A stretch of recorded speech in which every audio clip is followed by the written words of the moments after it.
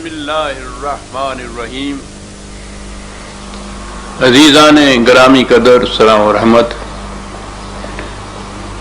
ہم اپنی اس خوش نصیبی پر جس قدر بھی نازاں ہوں کم ہے کہ ہمیں آج 16 دسمبر 1983 کو ایک بار پھر اس محفل حیات بخش میں شرکت کی سعادت نصیب ہوئی ہے جس میں اس ذات اقدس و اطہر کا تذکرہ جمیلہ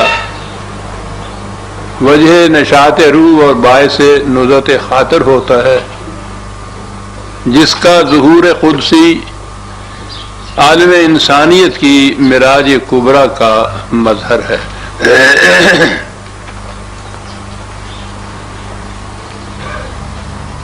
اس تقریب کو عرف عام میں عید میلاد النبی صلی اللہ علیہ وسلم کہا جاتا ہے۔ بعض حقیقت ناآشنا اور سطحی لوگ یہ کہتے ہیں کہ نبی کی حیثیت معاذ اللہ ایک ڈاکیے کی سی ہوتی تھی، وہ خدا کا پیغام لوگوں تک پہنچا دیتا تھا اور بس۔ یہ حقیقت سے ناآشنائی ہی نہیں بلکہ ایک باطل عقیدہ ہے۔ خدا سے وحی پانے کا نام نبوت ہے، اور اس کے بعد رسالت کا فریضہ یہ ہے یا یہ ہوتا تھا کہ اس وحی کے مطابق ایک معاشرہ، ایک نظام، ایک مملکت قائم کی جائے جس کے خوشگوار اور حیات بخش نتائج سے دنیا دیکھ لے کہ خدا کی وحی پر عمل پیرا ہونے سے یہ زندگی کس طرح سے جنت بن جاتی ہے۔ نبی اکرم صلی اللہ علیہ وسلم نے اسی قسم کے معاشرہ کے قیام کی ابتدا کی۔ یہ ظاہر ہے کہ معاشرہ یا مملکت انسانوں کے ہاتھوں ہی سے قیام میں آتی ہے، تو اس کے لیے حضور کا پہلا فریضہ ان انسانوں کا انتخاب تھا جو اس عظیم مقصد کو بروئے کار لانے کا ذریعہ بنتے۔ اسلام سے پہلے عرب کی جو حالت تھی اس کے متعلق مجھے کچھ تفصیل سے کہنے کی ضرورت نہیں، آپ احباب کو معلوم ہے۔ دنیا بھر کے عیوب اور ضمائم اس معاشرے میں موجود تھے، لیکن آپ نے تو اسی معاشرے سے انہی لوگوں میں سے ان کا انتخاب کرنا تھا جو اس عظیم و جلیل مقصد کو بروئے کار لانے کا ذریعہ بنتے۔ فراست نبوی سب سے پہلے ان افراد میں کے تلاش میں نکلتی تھی جن میں ایسے انسان بن جانے کا امکان، یعنی بیسک صلاحیتیں تو ان کے اندر موجود ہوں، ان صلاحیتوں کی تعلیم و تبلیغ و تزکیہ سے وہ اس مقام پر آ جائے کہ جو پھر اس قسم کا معاشرہ قائم کر سکے۔ یہی وہ افراد ہیں جنہیں صحابہ کبار رضی اللہ تعالیٰ عنہم کہا جاتا ہے۔ یہی وہ جماعت ہے جسے قرآن نے ملت کہہ کے یا امت کہہ کے پکارا ہے۔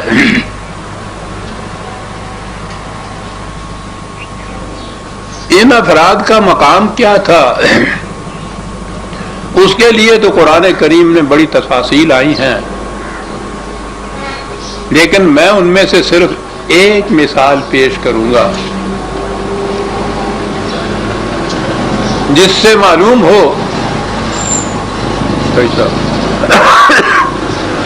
معلوم ہو کہ خود خدا کی نظروں میں ان اصحاب کا مقام کیا تھا، تو سب سے بڑی شہادت تو یہی ہو سکتی ہے۔ نبی اکرم صلی اللہ علیہ وسلم پر ہم درود بھیجتے ہیں، عام معانی میں اسے درود کہا جاتا ہے، اور درود کی جو عظمت، اہمیت اور فضیلت ہے وہ ہمیں معلوم ہے۔ اس کے لیے خود قرآن کا ارشاد ہے یا اللہ کا ارشاد ہے کہ ان اللہ و ملائکتہ یصلون علی النبی۔ عام ترجمہ اس کا یہی ہے کہ اللہ اور اس کے فرشتے نبی پر درود بھیجتے ہیں۔ یصلون یہ لفظ آیا ہے۔ درود و صلوات اور یہ آیت یہ تو ہم بارہا بار سنتے چلے آ رہے ہیں، لیکن اسی سورہ احزاب میں چند ہی آیات پہلے ایک اور آیت ہے، اور میں نے دیکھا ہے کہ اسے بہت کم سامنے لایا جاتا ہے۔ پہلی آیت میں ان اللہ و ملائکتہ یصلون علی النبی ہے، یہ دوسری آیت ہے 33/43، اس میں ہے کہ هو الذی یصلی علیکم و ملائکتہ، اے جماعت مومنین، اے صحابہ کرام، اللہ اور اس کے فرشتے تم پر بھی درود بھیجتے ہیں۔ آپ دیکھ رہے ہیں کہ قرآن کی یا خدا کی شہادت کیا ہے۔ جن الفاظ میں نبی اکرم صلی اللہ علیہ وسلم کے متعلق کہا کہ ان اللہ و ملائکتہ یصلون علی النبی، بعین ہی انہی الفاظ میں یہ کہا کہ هو الذی یصلی علیکم و ملائکتہ، تم پر بھی اے ملت اسلامی، اے امت محمدیہ، اے صحابہ کبار، اے ساتھی حضور کے، والذین معہ قرآن نے کہا ہے، انہی الفاظ میں ان کے متعلق ہے۔ تو اس سے آپ اندازہ لگا لیجئے کہ مقام کیا تھا ان کا جنہیں حضور نے اس مقصد کے لیے تیار کیا تھا۔ رسول کا کام قانون سازی نہیں ہوتا، قانون تو خدا کی طرف سے ملے ہوئے تھے۔ رسول کا مشن، اس کا کام انسانیت سازی تھا، وہ انسان ایسے بنایا تھا کہ جو اس عظیم مقصد کو بروئے کار لانے کا ذریعہ بن جائے۔ اسی سٹف میں سے وہ انسان منتخب کرنے تھے، اور پھر اس کے بعد یعلمہ الکتاب والحکمہ ویزکیہم، تعلیم سے، کتاب اور حکمت کی تعلیم سے، تزکیے سے ان کو پھر اس قسم کا انسان بنانا تھا۔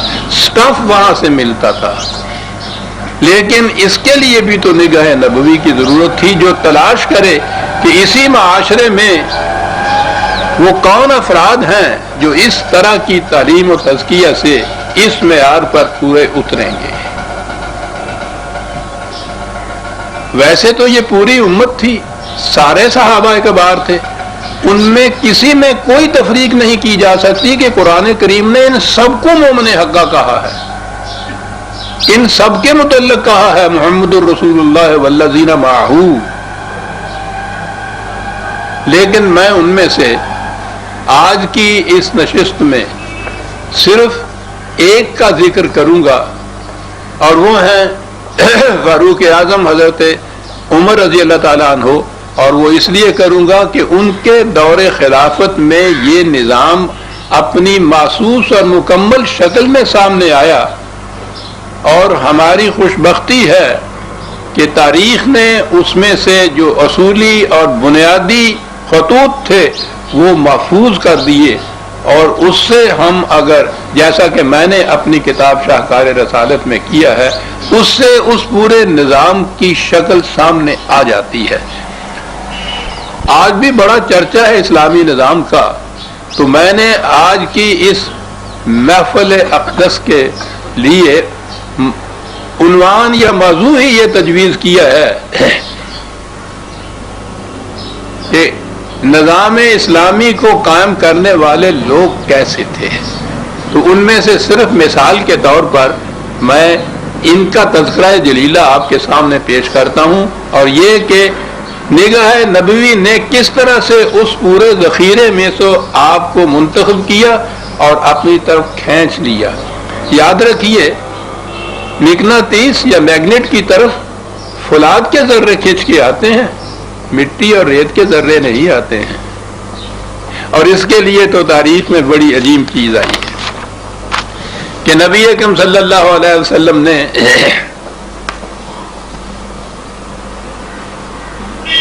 خدا سے یہ دعا کی. یہ تمام واقعات ہمارے ہاں تاریخوں میں محفوظ ہیں. خدا سے دعا کی تھی کہ یا الہ العالمین، اسلام کو ابو جہل یا عمر ابن خطاب کے ذریعے تقویت بخش. ان دونوں میں سے جو بھی تجھے محبوب ہو اسے مشرف با اسلام فرما. اس دعا کے معنی یہ ہے کہ نگاہ نبوی نے یہ بھانپ لیا تھا.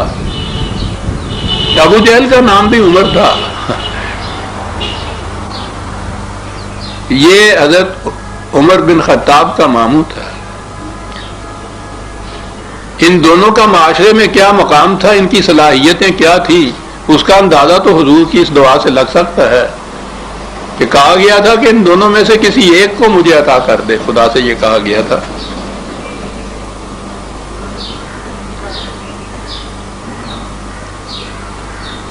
ابن خطاب کا نصیبہ یاور کر گیا. وہ کھنچ کے چلا آیا اور اس کے بعد پھر تربیت و تعلیم نبوی سے وہ فاروق اعظم بنا کہ جو انسانیت کے سما پر درخشندہ آفتاب کی طرح چمکا اور وہ آج تک قیامت تک اس کی روشنی رہے گی. ابو جہل بد نصیب رہا، ادھر نہیں آیا، جہالت کی زندگی جیا، ذلت کی موت مرا. تو سٹاف یا صلاحیت کا مواد موجود ہو تو پھر اس کے بعد تربیت نبوی نے کیا سے کیا انہیں بنا دیا. ان تمام کو قرآن نے مومن حقہ کہا ہے. ان کی مغفرت، ان کے لیے جنت کا وعدہ اسی دنیا میں دے دیا ہے خدا نے. یہ اصحاب تھے، یہ امت تھی جو انسانیت سازی کے مقصد کو، منصب کو بروئے کار لانے کے لیے حضور نے تیار کیے تھے. بات یہاں سے شروع ہوئی ہے.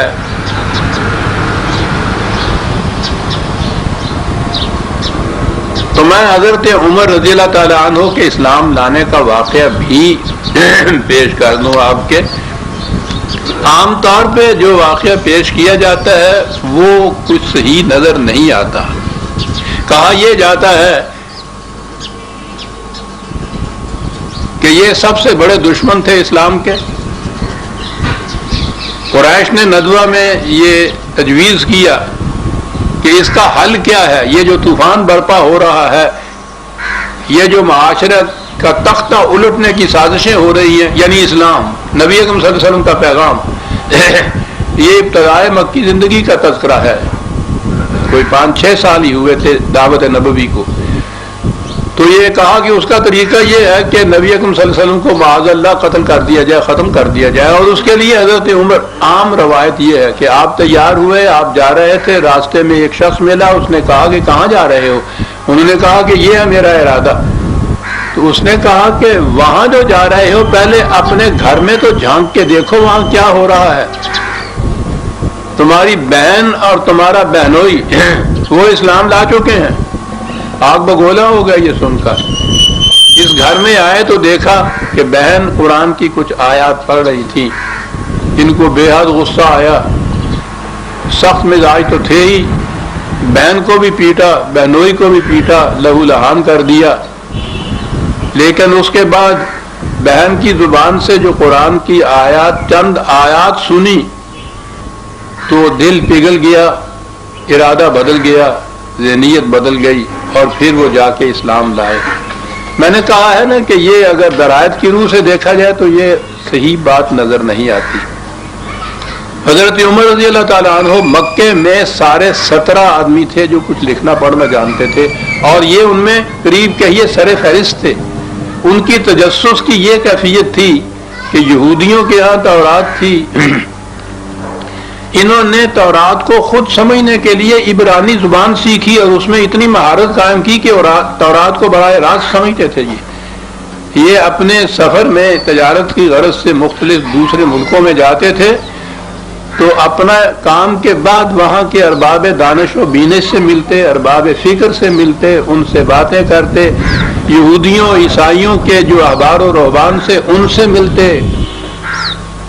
تو جس کے تجسس کی یہ کیفیت ہو، آپ سوچتے ہیں کہ مکے میں 6 برس سے ایک تاریخ اس طرح سے تیزی سے آگے بڑھ رہی ہو کہ اس نے ایک قیامت برپا کی ہوئی ہو، عربی زبان میں وہ قرآن ہو جس کی وہ تلاوت کرتے تھے یہ صاحب، تو عمر اس سے بے خبر رہا تھا 6 سال تک.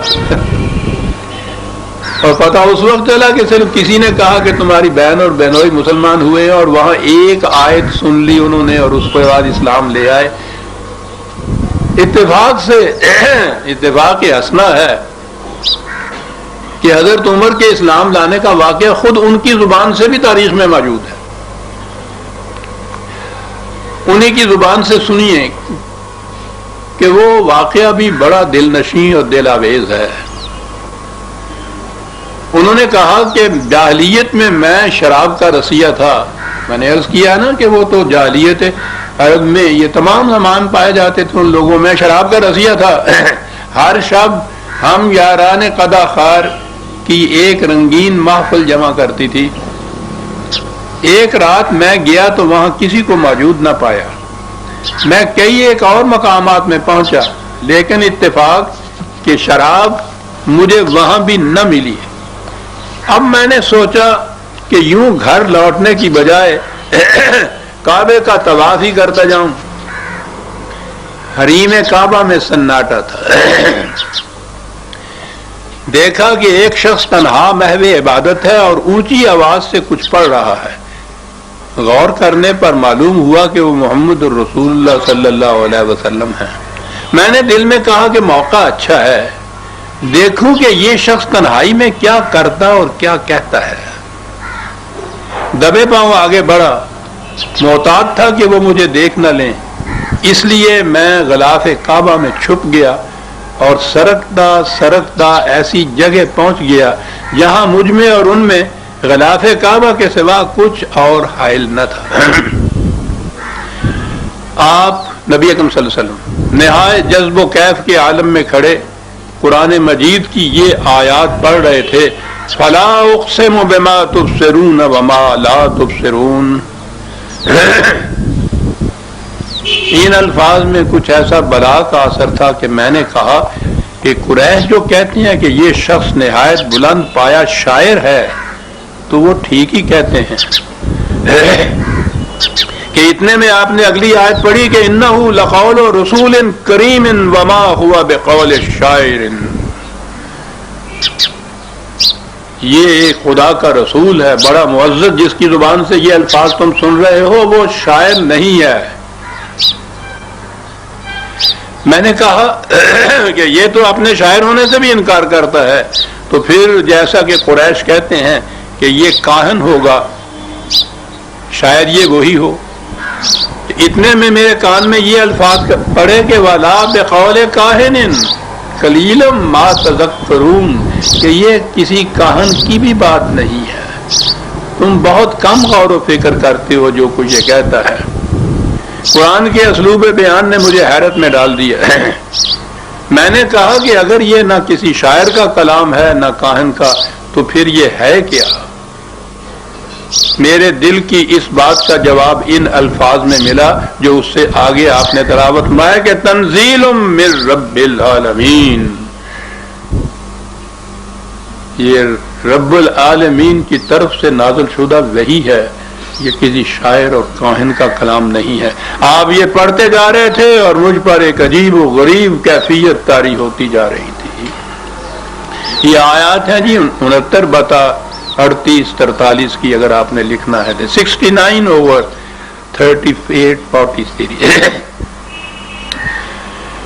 میں نے لکھا ہے شاہکار رسالت میں کہ بھیگی ہوئی رات، تاروں کی چھاؤں، حریم کعبہ اور اس میں کامل سکوت. اس سکون افزا ماحول میں خود صاحب قرآن صلی اللہ علیہ وسلم کی زبان اقدس سے قرآن کی آیات کی نشید روح پرور کشف و محویت کے ان تمام عناصر کے حسین امتزاج نے وہ کیفیت پیدا کی جو ابن خطاب کے فکری ارتقاء کے سدرۃ المنتہا تک پہنچنے کا موجب بن گئی۔ یہ وہ مقام تھا جس کے متعلق اقبال نے کہا ہے کہ افلاک سے آتا ہے نالوں کا جواب آخر، کرتے ہیں خطاب آخر، اٹھتے ہیں حجاب آخر، خلوت کی گھڑی گزری جلوت کی گھڑی آئی، چھٹنے کو ہے بجلی سے آغوش صحاب آخر۔ انہوں نے لکھا ہے کہ رسول اللہ قرآن پڑھتے جا رہے تھے اور میں بے اختیار روتا جا رہا تھا، یہاں تک کہ آپ نے نماز ختم کر لی اور گھر جانے کے ارادے سے روانہ ہوئے۔ میں بھی دبے پاؤں آپ کے پیچھے ہو لیا، گھر کے نزدیک پہنچے تو میں قریب ہو گیا۔ آپ نے آہٹ پا کر مڑ کر دیکھا تو مجھے پہچان لیا اور پورے دبدبے کے ساتھ کہا، ابن خطاب تم ایسے وقت میں یہاں کیسے؟ آپ کے سامنے اس وقت ابن خطاب نہیں تھا۔ 3 دن پہلے جو آپ نے دعا مانگی تھی اس کی قبولیت محسوس پیکر میں سامنے تھی۔ ابن خطاب نے کہا کہ یہ گواہی دینے کے لیے کہ آپ خدا کے سچے رسول ہیں۔ اس پر حضور نے خدا کا شکر ادا کیا اور میرے سینے پر ہاتھ رکھ کر میرے لیے ثبات و استقامت کی دعا مانگی، اور اس طرح سے وہ عمر جو خود ان کے الفاظ میں شراب کی تلاش میں نکلا تھا، وہ احدیت اور وحدانیت کے شراب کے نشے میں کیف آور کیفیتوں کو ساتھ لیے ہوئے واپس مڑا۔ میں نے لکھا ہے کہ 100 سالہ دور چرخ تھا، ساغر کا ایک دور نکلے جو میں کدے سے تو دنیا بدل گئی، اور عمر کی دنیا بدلنے سے ساری دنیا کے اندر ایک انقلاب آ گیا۔ انتخاب کے بعد آپ نے جو پہلا ہی خطبہ ارشاد فرمایا اس کی تفصیل بھی ہمیں تاریخ میں مل گئی۔ آپ نے یہ کہا کہ لوگوں میں تمہیں میں سے ایک انسان ہوں۔ سب سے پہلا اعلان اتنے بڑے ایک حاکم کا کہ میں تمہیں میں سے ایک انسان ہوں، اگر مجھے خلیفہ رسول اللہ صلی اللہ علیہ وسلم کی حکم عدولی گوارا ہو سکتی تو میں ہرگز یہ ذمہ داری قبول نہ کرتا۔ آپ نے یہ الفاظ ایسے خلوص اور انکساری کے ساتھ کہے کہ سامعین کے دل کی گہرائیوں میں اتر گئے۔ چنانچہ انہوں نے محسوس کیا کہ حضرت ابوبکر صدیق رضی اللہ تعالی عنہ نے جو کہا تھا کہ خلافت کی ذمہ داریاں عمر کی سختی کو نرمی سے بدل دیں گی، وہ درست تھا۔ مشہور تھے یہ اپنی سختی اور درستی میں۔ اس کے بعد حضرت عمر نے کہا کہ لوگوں میں خدا سے 3 دعائیں مانگتا ہوں، تم آمین کہو۔ انہوں نے آسمان کی طرف نگاہ اٹھائی اور نہایت عجز و الہا کے ساتھ کہا، بار الہ میں سخت ہوں، مجھے حق کی موافقت، اپنی رضا طلبی اور احساس آخرت کے لیے نرم کر دے۔ یہ کہہ کر آپ خاموش ہو گئے۔ سامعین نے آمین کہا تو آپ نے دوسری دعا مانگی، یا اللہ میں کمزور ہوں، مجھے قوی بنا دے تاکہ میں دین کے دشمنوں، منافقوں اور فحش کاروں کا مقابلہ کر سکوں، لیکن ایسا قوی نہیں کہ میں ان کے حق میں ظالم بن جاؤں اور ان پر دست درازی کرنے لگ جاؤں۔ آپ پھر خاموش ہو گئے۔ مجمع پر سناٹا طاری تھا۔ لوگوں نے آمین کہا تو آپ نے بدرگاہ رب العزت عرض کیا کہ یا اللہ میں بخیل ہوں، مجھے امور خیر کے لیے سخی بنا دے، لیکن اس سخاوت میں ریاکاری کا شائبہ نہ ہو۔ مجمع پر سکوت چھا رہا تھا۔ تھوڑے سے وقفے کے بعد آپ نے فرمایا، ایھا الناس، اللہ نے میرے 2 رفقا کے بعد مجھے تم میں باقی رکھا ہے تاکہ وہ میرے ذریعے تمہاری اور تمہارے ذریعے میری آزمائش کرے۔ اور فرما رہے ہیں آپ منصب خلافت کیا ہے، ان کے ذریعے ان کی آزمائش کرے۔ تمہارا جو معاملہ میرے سامنے آئے گا میں اسے کسی دوسرے پر نہیں چھوڑوں گا، بلکہ خود سر انجام دوں گا۔ البتہ جو معاملہ ایسا ہوگا جس میں مجھے دوسروں کی معاونت کی ضرورت ہوگی تو اس کے لیے میں حد الامکان ایسے لوگوں کو متعین کروں گا جن کی صداقت اور امانت میں شبہ نہ ہو۔ اگر وہ لوگ صحیح راستے پر چلیں گے تو میں ان کے ساتھ نیک سلوک کروں گا، اگر غلط رویہ اختیار کریں گے تو انہیں عبرتناک سزا دوں گا۔ اور آپ نے اس کے بعد سامعین سے کہا کہ قرآن پڑھا کرو، اسی سے تمہاری قدر و منزلت ہوگی، اور اسی پر عمل کرو تاکہ تم حامل قرآن ہو جاؤ۔ اپنے آپ کا وزن کرو اس سے پیشتر کہ تمہارا وزن خدا کرے۔ قیامت کے دن کے لیے اپنے آپ کو تیار کرو جب خدا کے سامنے پیش کیے جاؤ گے اور تمہاری کوئی بات پوشیدہ نہیں رہے گی۔ ایک دوسرے خطبے میں بھی آپ نے یہ کہا کہ اے لوگو، تمہارے معاملات کی ذمہ داری میرے کندھوں پر رکھ دی گئی ہے۔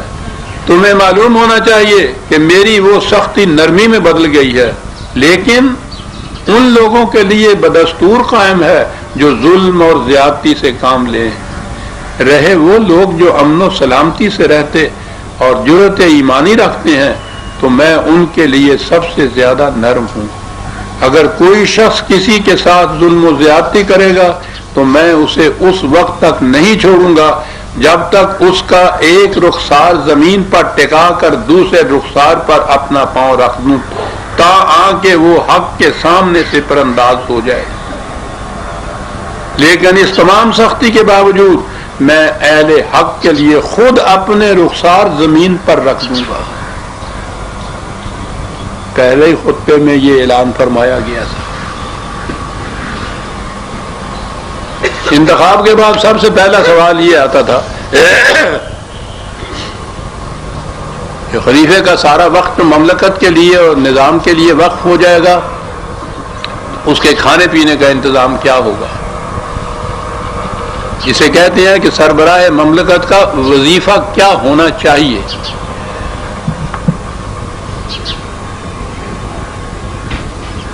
اجازت دیجیے کہ اس سے پیشتر حضرت صدیق اکبر کے متعلق یہ عرض کروں کہ سب سے پہلے نبی اکرم صلی اللہ علیہ وسلم کے سال کے بعد یہ معاملہ وہاں پیش ہوا تھا، کیونکہ وہ پہلے خلیفہ تھے کہ ان کا وظیفہ کیا ہونا چاہیے، وہ مملکت سے کتنا لینے کے حقدار ہیں۔ مختلف تجاویز پیش ہوئی تو آپ نے کہا کہ یہ میرا معاملہ ہے، اسے میں ہی طے کروں گا، اور اس کے بعد کہا کہ میرا وظیفہ وہ ہوگا جو مدینے میں ایک مزدور کی کم از کم مزدوری ہے۔ کہا کہ اس میں گزارا کیسے ہوگا؟ کہا کہ جس طرح اس کا گزارا ہوتا ہے۔ کہا کہ اگر گزارا نہ ہوگا، سوچئے عزیز مان، سنیے عزیزان مان کیا فرما رہے ہیں۔ کہا اگر گزارا نہیں ہوگا تو میں اس مزدور کی اجرت زیادہ کر دوں گا تاکہ اس کے صدقے میں میرا وظیفہ زیادہ ہو جائے۔ یہ تو انسان جو نبی اکرم صلی اللہ علیہ وسلم نے تیار کیے تھے۔ حضرت عمر رضی اللہ تعالیٰ عنہ نے کہا کہ میرا وظیفہ کپڑوں کے 2 جوڑے، ایک سردی کا ایک گرمی کا، حج اور عمرہ کے لیے ایک ایک احرام، اور میرے اہل و عیال کے لیے اتنا فی کس کھانا جو قریش کے ایک آدمی کی خوراک ہے، نہ اس سے زیادہ نہ اس سے کم۔ اس کے بعد میں مسلمانوں کا ایک فرد ہوں، جو ان کا حال سو میرا حال۔ یہ کپڑے کس قسم کے تھے اور کھانا کیسا، یہ ذرا آگے چل کے ہمارے سامنے آتا ہے۔ اور اب ہم آگے بڑھتے ہیں۔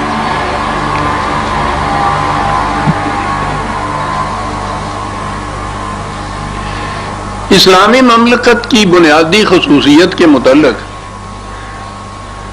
اقبال نے اپنے ایک شعر میں اس جامعیت سے اسے پیش کر دیا ہے کہ میں سمجھتا ہوں کہ اس سے جامع کوئی اور تفصیل نہیں ہو سکتی۔ اس کے متعلق انہوں نے کہا ہے کہ اس مملکت میں کس دریں جا سائل و محروم نیست، عبد و مولا حاکم و محکوم نیست۔ اس میں نہ کوئی محتاج ہوگا، نہ کوئی مانگنے والا ہوگا، نہ کوئی بھوکا ہوگا، اس میں نہ کوئی حاکم ہوگا، نہ کوئی محکوم ہوگا۔ غور فرمایا آپ نے؟ اسے اسلامی مملکت کہتے ہیں۔ نبی اکرم صلی اللہ علیہ وسلم نے فرمایا تھا نا کہ جس بستی میں رات کو ایک شخص بھی بھوکا سو جائے، اس بستی سے خدا اپنی حفاظت کا ذمہ داری اٹھا لیتا ہے۔ وہ مملکت اسلامی نہیں رہتی کہ جس میں ایک فرد بھی رات کو بھوکا سو جائے، تو اس میں سائل و محروم نہیں۔ اور اگلی چیز جو کہی گئی ہے کہ اس میں نہ کوئی حاکم ہوتا ہے نہ محکوم ہوتا ہے، یہ محکومیت ہی تو ہے جو انسانیت کی ذلت کا باعث بنتی ہے۔ اس میں حاکم صرف خدا کی ذات ہوتی ہے۔ یہ جنہیں ہم حاکم یا خلفاء یا امیر المومنین کچھ بھی کہیے، اس نظام کے قائم کرنے کے ارباب اقتدار، ان کا کام خدا کے قوانین کو نافذ کرنا ہوتا ہے۔ خود قوانین بنا کر ان کے ذریعے حکومت نہیں کی جاتی۔ اس بات میں حضرت عمر رضی اللہ تعالیٰ عنہ کے بہت سے ارشادات ہیں جو ہمارے سامنے آتے ہیں۔ انہوں نے حضرت سعد بن ابی وقاص کے نام اپنے ایک مکتوب میں ایک ایسا فقرہ لکھا تھا جس میں فلسفہ سیاست و اخلاق کی ساری تفصیل سمٹ کر آ گئی ہے۔ آپ نے لکھا تھا، اور سے سننے کی چیزیں عزیزان مان، کہ اگر تم یہ جاننا چاہتے ہو، یعنی وہ گورنر تھے ایک صوبے کے، اگر تم یہ جاننا چاہتے ہو کہ اللہ کے ہاں تمہارا مقام کیا ہے، تو یہ دیکھو کہ اللہ کی مخلوق تمہیں کیسا سمجھتی ہے۔ اچھی طرح جان لو کہ اللہ کے ہاں تمہارا مرتبہ وہی ہے جو مخلوق کے ہاں ہے۔ اور فرمایا کیسا معیار ہے۔ اور اس کے بعد حضرت عمر بن عاص کے نام ایک مکتوب میں لکھا تھا کہ تم اپنی رعایا کے لیے ایسے بن جاؤ کہ اگر تم رعایا ہو تو تم چاہو کہ تمہارا امیر ایسا ہونا چاہیے۔ حضرت عمر کے یہ اصول بڑے ہی جامع ہیں، نظر آتے ہیں۔ مجھے معلوم ہوا ہے کہ تم مجلس میں تکیہ لگا کے بیٹھتے ہو، ایسا ہرگز نہ کرو، عام لوگوں کی طرح بیٹھا کرو۔ انہی کے نام ایک اور خط میں لکھا کہ یاد رکھو جب حاکم بگڑ جاتا ہے تو رعایا بھی بگڑ جاتی ہے۔ سب سے بدبخت وہ انسان ہے جس کی وجہ سے اس کی رعایا بدبخت ہو جائے۔ ایک دفعہ فرمایا کہ وہی حکومت درست رہ سکتی ہے جس میں نرمی تو ہو لیکن کمزوری کی وجہ سے نہیں، اور جس میں سختی تو ہو لیکن استبداد اور جبر کی بنا پر نہیں۔ کمزوری کے بغیر نرمی اور جبر و استبداد کے بغیر قوت، یہ ہے اسلامی مملکت کی حد امتیاز۔ ایک خطبے میں ارشاد فرمایا کہ جو شر پیدا کر کے غالب آیا وہ غالب نہیں مغلوب ہے، جس نے ناجائز طریق سے کامیابی حاصل کی وہ کامیاب نہیں ناکام ہے۔ جس میں تکبر ہو سمجھ لو کہ وہ احساس کمتری میں مبتلا ہے۔ 1300-1400 سال پہلے آج سے عرب کی سرزمین میں جو تاریخ تری کہلاتی تھی، آپ ان اصولوں کو ذرا دیکھیے تو صحیح۔ اس 1500 سال کے عرصے میں بھی علماء مدن اور سیاست ان پر ایک لفظ کا اضافہ نہیں کر سکے۔ احساس کمتری میں مبتلا ہے، یہ سائیکالوجی کی آج کی تحقیق نظر آ رہی ہے۔ اس زمانے میں کہا جا رہا ہے کہ جس میں تکبر ہو سمجھ لو کہ وہ احساس کمتری میں مبتلا ہے۔ ایک دفعہ ایک گورنر نے کہا تھا کہ میں جا رہا ہوں، مجھے کوئی ہدایت دیجئے کہ میں کس قسم کے لوگ اپنے ساتھ وہاں ملاؤں جو اس ذمہ داری کو پوری طرح سر انجام دے سکے۔ انہوں نے کہا کہ اصولاً 2 نقطے یاد رکھو، ایسے لوگ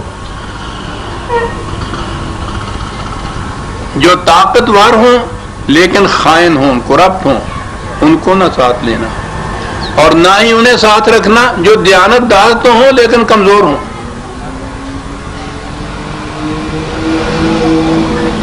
کمزور دیانت دار اور صاحب قوت خائن، ان سے ان سے محتاط رہنا، اور پھر اور جس قسم کے جی چاہے آدمی ساتھ ملا لینا، کوئی خطرہ نہیں ہوگا تمہیں۔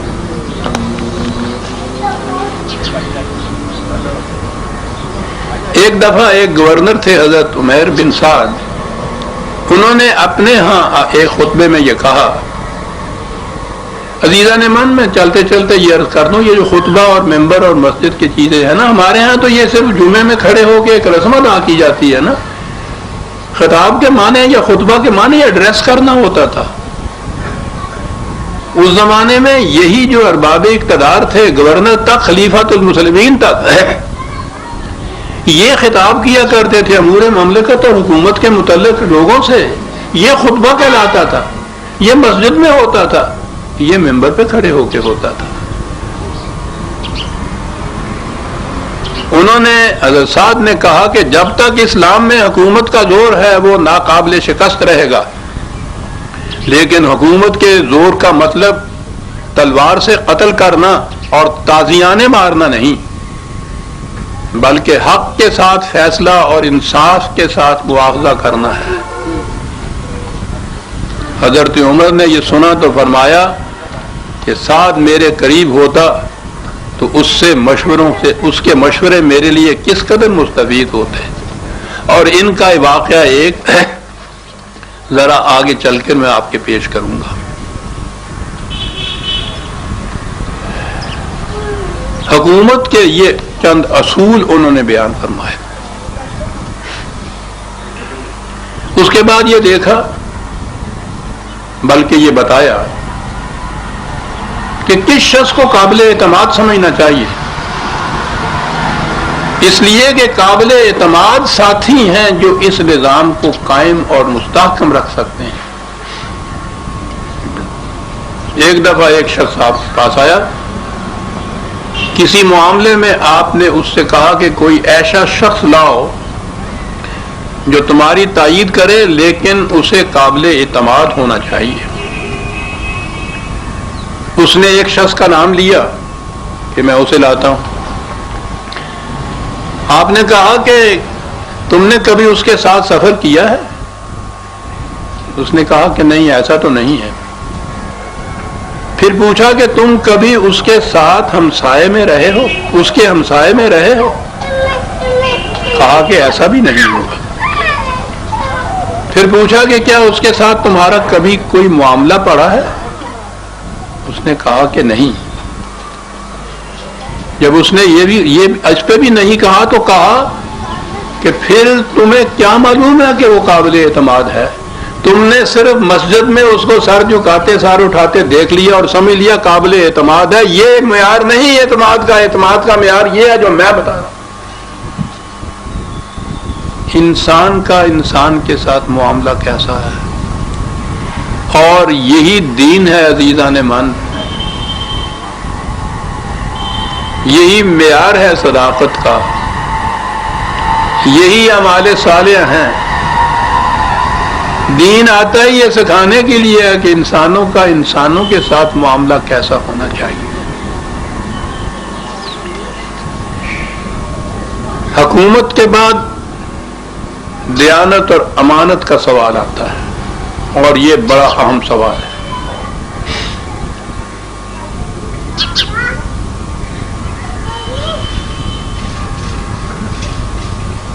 ایک دفعہ آپ سے کسی نے پوچھا کہ خلافت اور ملوکیت میں کیا فرق ہے؟ آپ نے فرمایا کہ میں تو اتنا ہی جانتا ہوں کہ خلیفہ سے پوچھا جائے گا، بڑی توجہ کی ضرورت ہے، 4 لفظ ہیں عزیزان من، خلیفہ سے پوچھا جائے گا کہ کہاں سے لیا اور کہاں خرچ کیا۔ اگر وہ اس سوال کے جواب میں خدا کو مطمئن کر دے گا تو خلافت ہے، ورنہ ملوکیت ہے۔ اور یہ در حقیقت تفسیر تھی حضور نبی اکرم صلی اللہ علیہ وسلم کے اس ارشاد گرامی کی، جس میں آپ نے فرمایا تھا کہ سربراہ مملکت کی حیثیت ایک خزانچی کی ہوتی ہے، اس کے پاس ڈھیروں مال جمع رہتا ہے، لیکن سب اس لیے کہ جہاں تقسیم کرنے کا اسے خدا نے حکم دیا ہو وہ وہاں تقسیم کرے، اور اس میں سے اپنے لیے صرف اپنے روزینے کے لیے لیے۔ یہ اصول ہے اس دور کے جو حضرت عمر رضی اللہ تعالیٰ عنہ کا عہد فاروقی کہلاتا ہے۔ آپ غور فرمائیے کہ یہ کوئی عارضی اور ہنگامی باتیں نہیں ہیں، اصل الاصول ہیں یہ سیاست مدن کے، اور اسی سے یہ معلوم ہو جاتا ہے کہ یہ وہ عناصر ترکیبی ہیں جن کے امتزاج سے ایک اسلامی مملکت وجود میں آتی ہے۔ یہ سب چیزیں ایک جگہ جمع ہوں تو اسے اسلامی مملکت کہیں گے۔ آگے چلیے، دیانت اور امانت کی اس دور کی بے شمار مثالیں تاریخ میں ہمیں ملتی ہیں۔ میں ایک مثال پیش کرتا ہوں۔ ایک دن بیت المال کا خزانچی کہیے، وہ جھاڑو دے رہے تھے تو اس کوڑے میں جسے کہتے ہیں ایک درہم ملا، اس دور کا چھوٹے سے چھوٹا سکہ، وہ پیسہ بھی نہیں کہا جا سکتا، اس سے بھی کم سکہ۔ ہمارے ہاں تو اب پیسے کے متعلق بھی ہمارے اگلے بچوں کو پتہ نہیں یہ کیا ہوتا ہے، ہمیں تو دمڑیوں کا بھی پتہ ہے، اور میں نے تو کوڑیوں کو بھی بطور سکے کے رواں دیکھا ہے، خریدی یہ چیزیں ان سے۔ تو درہم اس دور کا چھوٹے سے چھوٹا سکہ تھا، وہ کوڑے میں سے ملا، اتفاق سے حضرت عمر کے گھرانے کا ایک چھوٹا سا بچہ وہاں کھڑا تھا، اس نے وہ اٹھا کے اسے دے دیا اور گھر چلا گیا۔ ابھی پہنچا ہی تھا کہ بلاوا آ گیا خلیفۃ المسلمین کا کہ حضرت عمر یاد فرماتے ہیں، کھامتے ہوئے گیا۔ آپ نے چھوٹتے اس سے کہا کہ بھائی، میں نے تمہارے ساتھ کون سی زیادتی کی تھی جو تم نے اس طرح سے مجھ سے بدلہ لینا چاہا؟ کہا جی میں نے کیا کر دیا؟ کہنے لگے کہ تم نے بیت المال کا ایک درہم عمر کے گھرانے کو بچے کو دے دیا۔ قیامت میں جب یہ لفظ سنی عزیزان من، یہ نہیں کہا جب خدا مجھ سے پوچھے گا، کہا کہ قیامت میں جب قوم یا امت محمدیہ مجھ سے پوچھے گی اس درہم کے متعلق تو میں کیا جواب دوں گا؟ تم نے کیا ظلم کر دیا مجھ پر؟ ایک درہم کوڑے میں سے نکلا ہوا بچے کے ہاتھ میں دیا گیا، جب امت محمدیہ مجھ سے پوچھے گی۔ اس میں بڑا فرق ہے، آگے چل کے تاریخ میں آتا ہے ہمارے ہاں کہ ایک شخص نے بیت المال کے مال کے متعلق کہا تھا کہ یہ تو خدا کا مال ہے۔ صحابہ میں سے ایک نے کہا تھا کہ متعین بات کرو، خدا کا مال کہہ کے تم ذمہ داری سے چھوٹنا چاہتے ہو کہ کوئی پوچھنے والا ہی نہیں ہے یہاں، یہ قوم کا مال ہے اور قوم کا حق ہے کہ تم سے پوچھے۔ یہ تھی تعلیم و تربیت نبوی نبی اکرم صلی اللہ علیہ وسلم۔ دیانت اور امانت کی بات ہو رہی تھی، ایران فتح ہوا، مدائن دارالخلافہ تھا، ایران میں صدیوں کی تہذیب تھی، تمدن تھا، سلطنت تھی۔ اس دور میں دو ہی تو سلطنتیں اور تہذیبیں تھیں، ایران کی تہذیب اور روما کی تہذیب۔ تو جب یہ وہاں فتح ہوا ہے ایران اور پھر مدائن بھی فتح ہوا، تو وہاں سے جتنا کچھ مال غنیمت انہیں ملا ہے، عربوں نے اپنے کبھی خواب میں بھی وہ کچھ نہیں دیکھا ہوگا۔ تو پھر داسی نے اپنے جو کہا ہے تانا دے کے ان کے متعلق کہ زے شیر شتر خوردن و سوس مار، اونٹنی کا دودھ پینے والے اور گو کا گوشت کھانے والے یہ ہیں عرب، کھجوروں کی گٹھلیوں پر گزارا کرنے والے۔ ان کو جو یہ ملا وہاں سے مال غنیمت، بے شمار دولت، زرکار، اتنے بڑے قالین تھے کہ وہ جب آئے ہیں مدینے میں سمجھ میں نہیں آتی تھی کہاں بچھائیں، کوئی گھر اتنا بڑا تھا ہی نہیں جس میں وہ قالین سما سکتا۔ ڈھیروں کے ڈھیروں وہ سارے جتنے بھی تھے وہ تو مرکز میں بھیجنے تھے. حضرت سعد بن وقاص تھے, انہوں نے اس سب کو مرکز میں بھیج دیا. ساتھ ایک خط لکھا اور کہا یہ کہ آپ کو یہ مال غنیمت کا ڈھیر اور یہ نوادرات دیکھ کے بڑی خوشی ہوئی ہوگی, لیکن اس سے زیادہ خوشی اس خبر سے ہوگی جو میرے اس خط میں آپ کو ملے گی. اور وہ خبر یہ ہے کہ یہ مال ساری مملکت میں مختلف مقامات میں بکھرا پڑا تھا. آپ کے یہ سپاہی مختلف مقامات میں موجود تھے جہاں انہیں کوئی دیکھنے والا نہیں تھا. انہیں یہ سارا مال ملا, ان میں سے کسی نے ایک سوئی بھی اپنے لیے نہیں رکھی, سارے کا سارا آ کر مرکز میں ڈھیر کر دیا. کہا کہ عمر ہے نا یہ خبر ایسی کہ جس پر اس مال غنیمت کے مقابلے میں زیادہ خوشی ہو. آپ نے خط پڑھا, آنکھوں میں آنسو ڈبڈبائے اور کہا کہ اس قسم کی دیانت اور امانت کی مثال اور کہاں مل سکتی ہے. حضرت علی رضی اللہ تعالیٰ عنہ پاس کھڑے تھے. کہا عمر تمہیں معلوم ہے کہ یہ تمہارے سپاہی اس قدر امین اور دیانتدار کیوں ہیں؟ آپ فرمائیے. کہا اس لیے کہ تم امین اور دیانتدار ہو.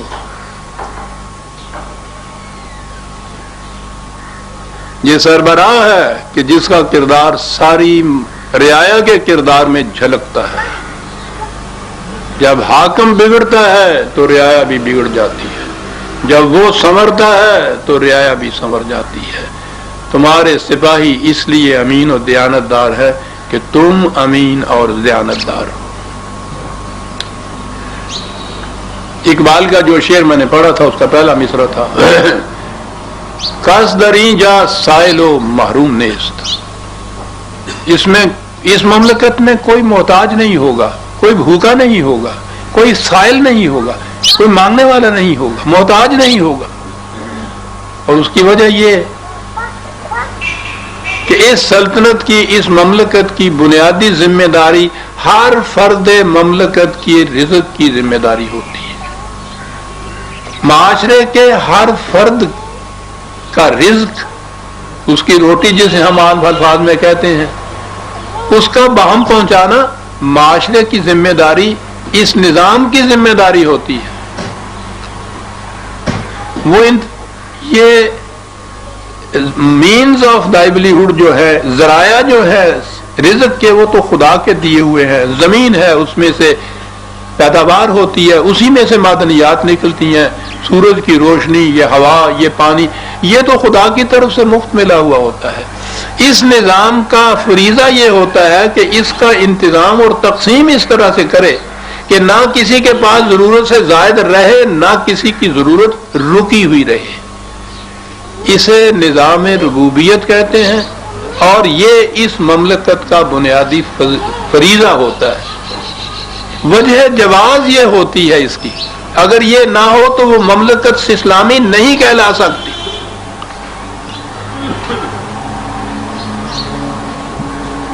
اس کی مثال خود امیر المومنین کیسے قائم کرتے تھے. ایک دفعہ قحط پڑا, وہ قحط کے لیے مختلف قبائل جو تھے وہ مرکز مدینے کی طرف ہجوم کر کے آ گئے. آپ نے پہلا حکم تو یہ دیا کہ شہر میں کسی مسلمان, یعنی مسلمان ہی تو تھے وہاں, کسی کے گھر میں خود کچھ نہیں پکے گا اور وہاں نہیں کھایا جائے گا. جو کچھ کسی کے گھر میں ہے وہ سارا باہر آ جائے گا, دسترخوان پہ رکھا جائے گا اور مشترکہ طور پر سارے مل کے اس کو کھائیں گے جتنا کسی کے حصے میں آئے. چنانچہ آپ خود بھی اس کے اندر بیٹھے ہوئے تھے. وہاں سوکھی روٹی اور زیتون کا تیل یہ تھا جو ملتا تھا. آپ اس کے عادی نہیں تھے. کچھ دنوں کے بعد صحابہ نے, ساتھیوں نے, دوستوں نے دیکھا کہ آپ کی صحت پر اس سے بڑا برا اثر پڑ رہا ہے, رنگ کالا پڑ گیا ہے, آپ کمزور ہوتے چلے جا رہے ہیں. تو انہوں نے آپ سے کہا کہ یہ تو بہت بڑا خطرہ ہے جو ہم مول لے رہے ہیں. آپ یہ نہ کیجئے, آپ اپنی جو عام غذا تھی اس کو جاری رکھیے. آپ ایسا کیوں کرتے ہیں؟ یہ کیوں کا جواب آپ نے دیا عزیزان من. فرمایا کہ مجھے لوگوں کی تکلیف کا احساس کس طرح ہو سکتا ہے جب تک مجھ پر بھی وہی نہ بیتے جو لوگوں پر بیتتی ہے. مجھ پر اس کا احساس مجھے کیسے ہو سکتا ہے جب ذاتی طور پہ بھی میں اپنے اوپر وہ کچھ وارد نہ کروں جس میں سے یہ عوام گزر رہے ہیں، اس لیے میں وہی کھا رہا ہوں جو یہ کھا رہے ہیں. اس قسم کے سربراہان مملکت کی موجودگی میں عزیزان من رعایا کو سر بفلک ایوان شاہی کی طرف سر اٹھا کر باسد حسرت و یاس یہ کہنے کی ضرورت نہیں پڑتی کہ تمہیں خاک ساروں کی کیا خبر، کبھی نیچے اترے ہو بام سے؟ جو بام سے نیچے نہیں اترتا وہ اسلامی مملکت کا سربراہ نہیں ہو سکتا. جس پہ وہ کچھ نہیں گزرتی جو ایک عام آدمی پہ گزرتی ہے، حضرت عمر کے معیار کے مطابق، قرآن کے معیار کے مطابق، وہ اس کا سربراہ نہیں ہو سکتا. وہ یہ معلوم کرنے کے لیے کہ مملکت کے ہر فرد کو رات کو روٹی مل رہی ہے، سارا دن امور مملکت میں مصروف رہتے اور جب ساری دنیا سو جاتی تو اٹھ کر گشت کرتے، یہ معلوم کرنے کے لیے کہ کوئی بھوکا تو نہیں. اسی گشت میں ایک دن دیکھا قبائلی لوگ یا مدینے ذرا باہر خیموں میں ہی عام طور پہ رہا کرتے تھے، ایک خیمے سے بچوں کے رونے کی آواز آ رہی تھی. دیکھا تو ایک خاتون بیٹھی چولہا جلائے ہوئے تھی، اس پر ہنڈیا بھی رکھی ہوئی تھی، بچے رو رہے تھے اور وہ باتوں سے اس کا جی بہلا رہی تھی. آپ نے پوچھا کہ کیا کر رہی ہو، ان کو کچھ کھانے کو دیتی کیوں نہیں ہو، کب تک یہ ہنڈیا چڑھی رہے گی اور یہ بچے روتے رہیں گے؟ اس نے کہا کہ ہنڈیا میں کھانے کے لیے کچھ نہیں، بچوں کو بہلانے کے لیے خالی پانی ہنڈیا میں چڑھا رکھا ہے، میں انہیں کھانے کے لیے کیا دوں، تیسرا وقت آ گیا. رو پڑے. کہا کہ تم نے باب خلافت میں اس کی اطلاع بھیجی ہے کہ تمہارے پاس کھانے کے لیے نہیں ہے؟ سنیے عزیزان من، ایک بدو عورت خیمے میں بیٹھی ہوئی یہ جواب دے رہی ہے. سوچئے کہ ان کا شعور سیاست کتنا بلند ہو گیا تھا. آپ نے کہا تھا کہ تم نے اطلاع بھیجی ہے خلیفہ کو کہ میرے پاس کھانے کو نہیں ہے. اس نے کہا کہ جو شخص حاکم ہو کر رعایا کے حالات سے بے خبر رہے اس تک شکایت پہنچانے کا فائدہ کیا ہے؟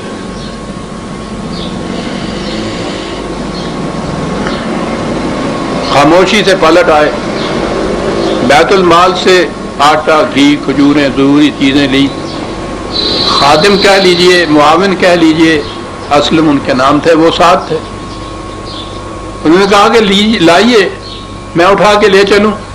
کہنے لگے کہ اسلم اب یہ معاملہ انسان اور انسان کے درمیان نہیں رہا، اب یہ معاملہ عمر اور اس کے خدا کے درمیان رہا ہے، اور خدا نے کہا ہے کہ کوئی بوجھ اٹھانے والا دوسرے کا بوجھ نہیں اٹھائے گا. یہ میرا بوجھ ہے، یہ میں خود اٹھا کے لے کے جاؤں.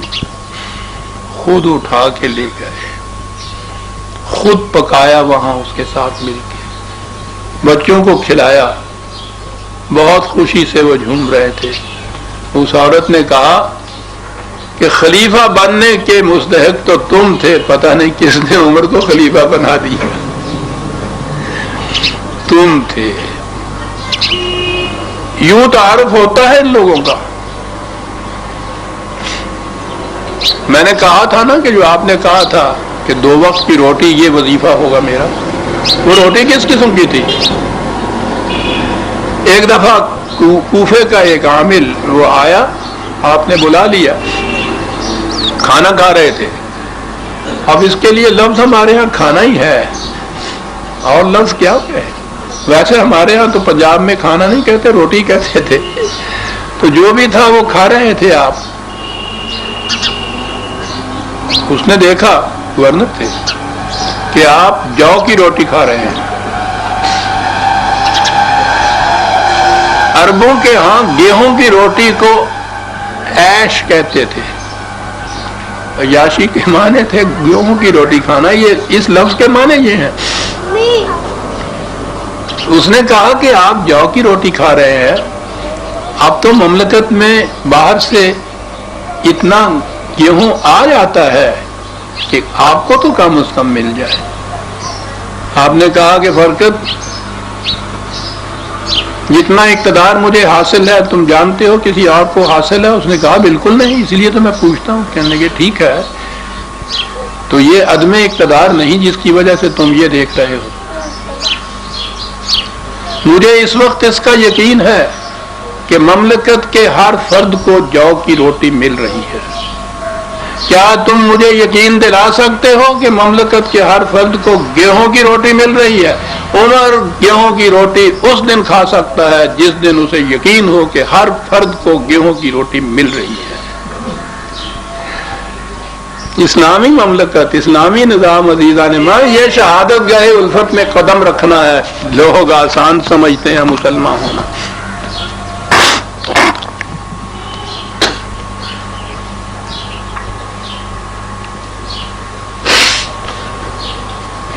اور یہی وہ بنیاد تھی جس پر قوانین اور سزاؤں کی عمارت استوار ہوتی تھی۔ میں نے عرض کیا کہ وہ جو اقبال نے کہا ہے کہ نیست ای کار فقیہاں اے پسر، اسلامی مملکت کا قائم فقہ کے قانونوں کے ذریعے سے نہیں ہو سکتا۔ قوانین اس زمانے میں بھی تھے، چوری کی سزا اس زمانے میں بھی تھی، لیکن آپ کو اس واقعہ کا شاید علم ہو کہ ایک صحابی تھے حاتب بن بلتعہ، ان کے ملازمین نے کسی کی اونٹنی چرا کر ذبح کی، کھایا بھی، پکڑے گئے، جرم کا اعتراف کیا، قاضی نے سزا دی، اناؤنس کی، اعلان کیا۔ آپ نے کہا کہ نہیں، مجھے ان مجرموں سے پوچھنا تو چاہیے کہ مملکت میں یا کم از کم مدینے میں ایسے حالات ہیں تو اس کے باوجود انہوں نے یہ چوری کیوں کی؟ ان سے پوچھا، انہوں نے کہا کہ ہمارے آقا کی کیفیت یہ ہے کہ وہ کام تو ہم سے پورا لیتا ہے لیکن کھانے کو اتنا کم دیتا ہے کہ جس سے ہمارا پیٹ نہیں بھرتا، اس لیے ہم مجبور تھے اور ہم نے یہ اونٹنی ذبح کی ہے اور وہ کھا گئے ہیں۔ کہا کہ اچھا، وہ تمہارا اتنا نہیں دیتا تھا کہ تمہارا پیٹ بھر جائے اور اس لیے تم مجبور ہو گئے۔ مجرموں کو تو آپ نے بری کر دیا کہ تم نے کوئی جرم نہیں کیا۔ اور ان کے مالک کو، حاتب کو بلایا، اس نے کہا کہ یہ چوری کے جرم کے موجب تم ہو جنہوں نے انہیں مجبور کر دیا اس بات پر کہ وہ چوری کر کے کچھ کھائیں۔ اگر تم انہیں پیٹ بھر کر دیتے تو اس جرم کے اوپر مجبور نہ ہوتے، لہذا اصل مجرم تم ہو۔ کیونکہ یہ پہلی دفعہ اور تمہیں شاید اس علت کا علم نہ ہو، اس دفعہ تو اتنا ہی ہے کہ اونٹنی کی قیمت اس کے مالک کو دے دو، اگر آئندہ ایسا ہوا تو چور کی سزا تمہیں دوں گا، انہیں نہیں دوں گا۔ اصول قائم ہو گیا کہ یہ سزائیں اس معاشرے کے لیے ہیں کہ جس میں یہ تمام چیزیں، ہر فرد کی ضروریات زندگی کی ذمہ داری مملکت پہ ہو اور وہ پوری کر رہی ہو مملکت، اور اس کے بعد اگر کوئی اس قسم کی چیز کرے پھر اس کا ہاتھ چھوڑ کے سر قلم کر دینا چاہیے۔ لیکن اگر حاتب کی طرح دے اتنا کہ وہ پیٹ نہ بھرے اس کا، اور اس کے باوجود سزا دے وہ جو حد یا حدود جسے کہا جاتا ہے، عمر تو اس کے خلاف تھا۔ اسلامی مملکت میں پہلی چیز یہ ہوگی کہ وہ ذمہ داری مملکت پوری کرتی ہے یا نہیں پوری کرتی۔ مملکت کے واجبات جو ادا کرنے ہوتے ہیں، ایک دفعہ ایک آزاد شدہ غلام آپ نے دیکھا کہ وہ چلا جا رہا ہے بیت المال کی طرف۔ آپ نے کہا کہ میں نے تمہیں پہلی دفعہ دیکھا ہے، کہاں جا رہے ہو؟ کہنے لگے میں ابھی آیا ہوں، ابھی آزاد ہوا ہوں، تھوڑے دن ہوئے ہیں، تو مملکت کے جو کچھ واجبات، کوئی ٹیکس وغیرہ جو عائد کیا ہوا ہوگا انہوں نے، وہ ادا کرنے جا رہا ہوں۔ آپ نے کہا کہ تم تو ابھی ابھی کہتے ہو آیا ہوں، کیا اس مملکت نے تمہارے لیے کچھ کیا بھی ہے جو تم یہ دینے جا رہے ہو؟ کہنے لگے نہیں، میں تو ابھی وارد ہوں، نو وارد ہوں، میرے لیے تو نہیں کیا۔ کہنے لگے جب تک مملکت تمہارے لیے کچھ نہ کرے، مملکت کا کچھ تمہارے اوپر واجب نہیں ہوتا۔ جاؤ اگلے سال آنا جب مملکت تمہارے لیے کچھ کر دے۔ رائٹس اینڈ ریسپانسبلٹی کا سوال بہت لوگوں کو سناتا ہے۔ اہم بات یہ ہے، ہر ذمہ داری جو پوری کی جائے اس سے ایک حق واجب ہوتا ہے۔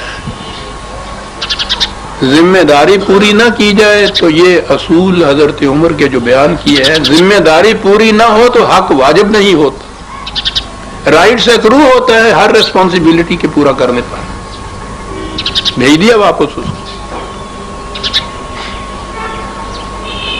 ایک قبیلے کو بھوک کے زمانے میں کچھ کھانے پینے کو دیا، ساتھ بھی دیا۔ انہوں نے کہا کہ آپ کا شکریہ۔ آپ نے کھڑا کر لیا اس کو، کہا کہ یہ شکریہ کس بات کا ادا کیا؟ جو کچھ میں نے تمہیں دیا ہے وہ نہ عمر کا تھا نہ عمر کے باپ کا تھا، تمہارا تھا، میرے پاس امانت تھی، میں نے اپنی امانت واپس دے دیا۔ امانت واپس لیتے وقت شکریہ نہیں ادا کیا کرتے، میں نے کچھ کیا ہو تو اس کا شکریہ بھی ادا کرو۔ اور دوسروں سے کچھ کہنے سے پہلے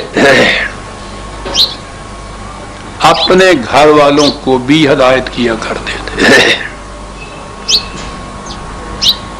جب لوگوں کو کسی بات سے منع کرتے تو اپنے گھر والوں کو جمع کر کے ان سے کہتے کہ میں نے لوگوں کو فلاں فلاں بات سے منع کیا ہے، یاد رکھو لوگ تمہاری طرف اس طرح دیکھ رہے ہیں جس طرح پرندہ گوشت کی طرف دیکھتا ہے۔ اگر تم بچو گے تو وہ بھی بچیں گے، اور اگر تم پھنسو گے تو وہ بھی پھنسیں گے۔ اگر تم میں سے کسی نے ان باتوں کا ارتکاب کیا تو خدا کی قسم میں اپنے ساتھ تمہارے تعلق کی وجہ سے تمہیں دگنی سزا دوں گا۔ اب تمہیں اختیار ہے، جو چاہے حدود سے تجاوز کرے، جو چاہے ان کے اندر رہے۔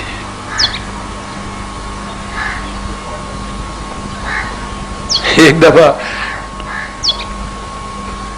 رشتہ دار تو ایک طرف رہا، ایک شخص سے آپ نے کہا کہ میں تمہیں عزیز رکھتا ہوں، اپنا دوست بنانا چاہتا ہوں۔ اس نے ہاتھ جوڑ کے کہا کہ سرکار معاف کیجئے گا، یہ آپ کی ساتھ دوستی میری ہوئی تو جو مراعات مجھے عام انسان کی حیثیت سے اس وقت حاصل ہے ان سے بھی میں معلوم ہو جاؤں گا۔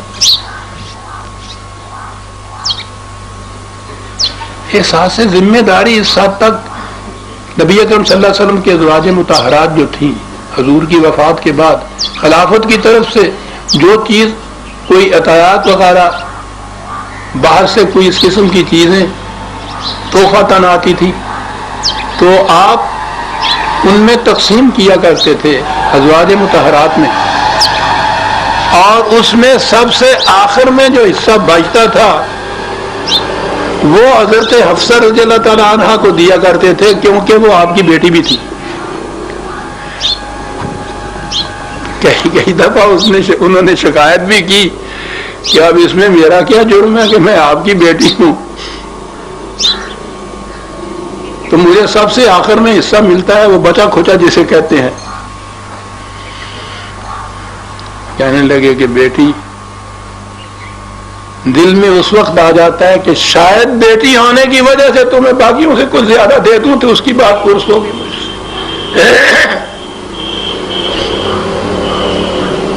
ہاں عزیزان من، میں یہ کہہ رہا ہوں کہ آج یہ افسانے سے نظر آتے ہیں، افسانے نہیں حقیقتیں ہیں۔ ہم سے نہ پوچھئے، غیر مسلم مستشرقین نے اس دور کی جو تاریخیں لکھی ہیں اس میں انہوں نے اپنی تحقیق سے یہ کچھ لکھا ہے۔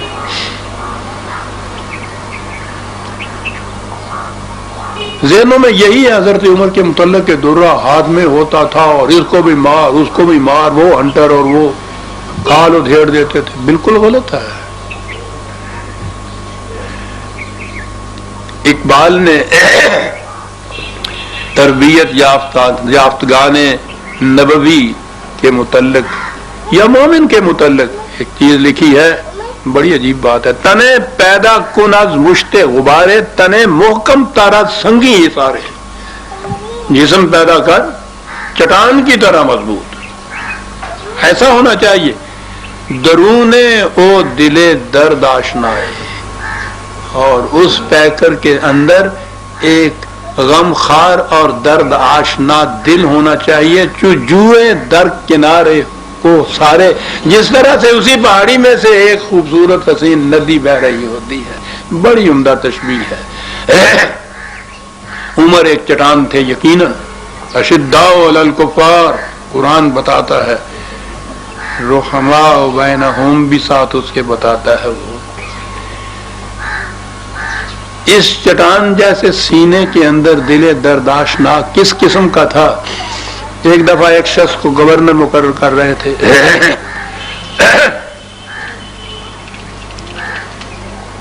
کاتب کو حکم نامہ لکھا رہے تھے. ایک بچہ آیا چھوٹا سا کھیلتا ہوا اور وہ حضرت عمر کی گود میں بیٹھ گیا. آپ نے اس کو پیار کیا. اس شخص نے جنہیں گورنری کے لیے منتخب کیا تھا اور حکم نامہ لکھا جا رہا تھا، انہوں نے کہا کہ آپ بچوں کے ساتھ اس قسم کا پیار کرتے ہیں. میرے 5-6 بچے ہیں، ان میں سے کسی کو ضرورت نہیں ہوتی کہ میرے پاس بھی پھڑک جائے. آپ نے کہا کہ اگر اللہ نے تمہارے سینے میں دل کی جگہ برف کی کاش رکھ دی ہو تو اس میں میرا کیا قصور ہے. اور اس کے بعد کاتب سے کہا کہ یہ جو حکم نامہ میں نے لکھایا ہے اس کو پھاڑ دو، یہ گورنر نہیں بن سکتا. جو شخص اپنے بچوں کے ساتھ رحم اور محبت سے پیش نہیں آ سکتا وہ رعایا کے ساتھ محبت کہاں کرے گا. درون او دل درد آشنائے، چو جوئے در کنارے کو سارے.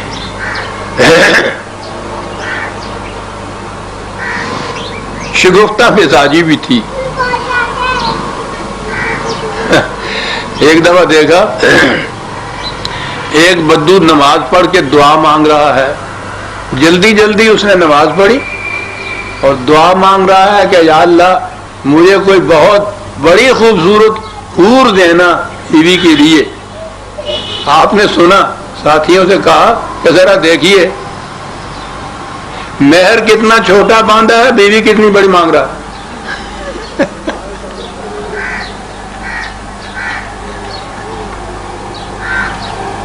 یہ جو ہمارے ہاں اب درویشوں اور فقیروں اور اولیاء اللہ کی بات ہے کہ صاحب ساری دنیا کی نعمتیں ٹکرا کر گودڑیوں میں بدل کرتے تھے، جھگیوں میں وہ رہتے تھے، کاٹ کی روٹی وہ کھاتے تھے. ایک دفعہ ایک کسی قسم کا کوئی دیکھا، اس نے ایسی شکل بنا رکھی ہوئی تھی، پکڑ لیا گلے سے اور لفظ ہے کیوں ہمارے دین کا گلا گھونٹ رہا ہے. یہ خانقاہیت اسلام نہیں ہے، یہ عیسائیت ہے.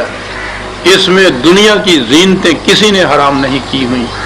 اور اپنے تہمت پر کی 11 پیوند لگے ہوئے تھے.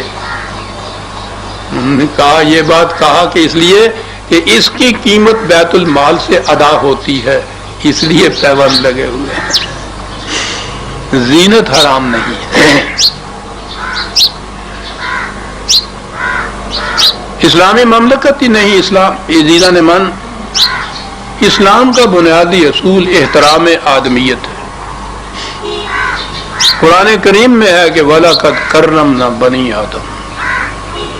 ہم نے ہر انسانی بچے کو انسانی بچہ ہونے کی جہت سے واجب التکریم پیدا کیا ہے. وہ عزت کا مستحق ہے صرف انسان ہونے کی جہت سے. اقبال نے کہا ہے نا کہ برتر از گردوں مقام آدم است، اصل تعظیم احترام آدم است. کوئی ایسی بات جس سے کسی انسان کی تذلیل ہوتی ہو وہ قرآن کی روح سے سنگین ترین جرم ہے کہ جسے خدا نے واجب التکریم بنایا ہے کسی انسان کو کیا حق حاصل ہے کہ اس کی تذلیل کرے. تذلیل کہاں تک چلی جاتی تھی. ایک دفعہ تو حضرت عمر بن عاص نے کسی شخص کو منافق کہہ دیا تھا. حضرت عمر نے کہا کہ اس سے معافی مانگو. منافق کہنا اس کو اس کی تذلیل ہے، تم یہ نہیں کر سکتے. اگر کوئی ایسی بات ہے تو اس کی رپورٹ کرو بارگاہ میں، ہم تحقیق کریں گے. لیکن یہ اس قسم کے الفاظ استعمال کرنا تحقیر ہے. اور اس سے آگے ہے ایک بات، وہی حضرت سعد جن کے متعلق پہلے میں نے ذکر کیا ہے اشارتاً، گورنر تھے ہمس کے غالباً. ایک ذمی وہ غیر مسلم رعایا ہوتے تھی جو مسلمانوں کی مملکت کے اندر ان کی پناہ اور حفاظت میں رہتے تھے. ذمی کہتے اس لیے ان کو تھے کہ ان کی حفاظت کا ذمہ یہ مملکت رہتی تھی، اور وہ اپنے ہی مذہب پر قائم رہتے تھے، اپنے عقائد رکھتے تھے، اپنی رسومات ادا کرتے تھے. ان کو پوری آزادی تھی اور ان کی حفاظت کا ذمہ مملکت اسلامیہ لیتی تھی. ذمی کہا جاتا تھا غیر مسلم.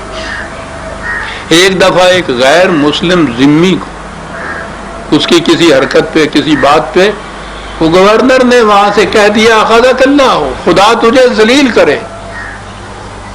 اور اس کے بعد جب غصہ فروغ ہوا تو سیدھے باب خلافت میں پہنچے، استعفیٰ خلیفۃ المسلمین کے ہاتھ میں دیا، کہا کہ سعد اس قابل نہیں ہے کہ کوئی بھی ذمہ دار منصب قبول کر سکے، اس لیے کہ میں نے آج ایک انسان کی تذلیل کر دی. تیرا سمجھایا گیا. کہا کہ کوئی چھوٹی موٹی بات ہوتی تو میں اس سے سمجھتا بھی کہ میری توبہ قبول ہو جائے گی. یہ تو بنیادی چیز ہے اسلام کی. غصے میں آ کے بھی اگر میں یہ کر سکتا ہوں تو میں اس کا اہل نہیں ہوں کہ کوئی منصب اسلامی مملکت کے اندر لے لوں. غور فرما رہے ہیں عزیزان امان.